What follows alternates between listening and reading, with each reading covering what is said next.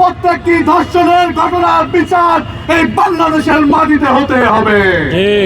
যদি না হয় সারা বাংলাদেশের ছাত্র সমাজ যেভাবে জুলাইয়ে নেমেছিল আবারও রাস্তায় নেমে এর বিচার আদায় করে ছাড়বে ইনশাআল্লাহ।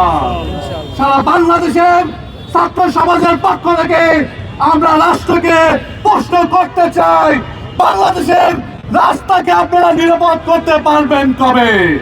আমরা যে বাংলাদেশের স্বপ্ন দেখেছিলাম সে বাংলাদেশে টেকনাফ থেকে তেঁতুলিয়া আমাদের মা বোনরা চলাচল করবে, আল্লাহর ভয় ছাড়া আর কোনো ভয় থাকবে না। আমরা এই বাংলাদেশের স্বপ্ন দেখি। সুতরাং স্পষ্ট করে বলতে চাই, রামপুরা বনশ্রী থেকে শুরু করে নরসিংদীতে যে ধর্ষণের ঘটনা ঘটেছে তার বিচার অবিলম্বে ঘটতে হবে এবং হাতিয়া থেকে শুরু করে সারা বাংলাদেশে 64টির অধিক ধর্ষণের ঘটনা সরকার দলীয় নেতাকর্মীদের মাধ্যমে যেগুলো সংগঠিত হয়েছে তার প্রত্যেকটির বিচার বাংলাদেশে হতে হবে।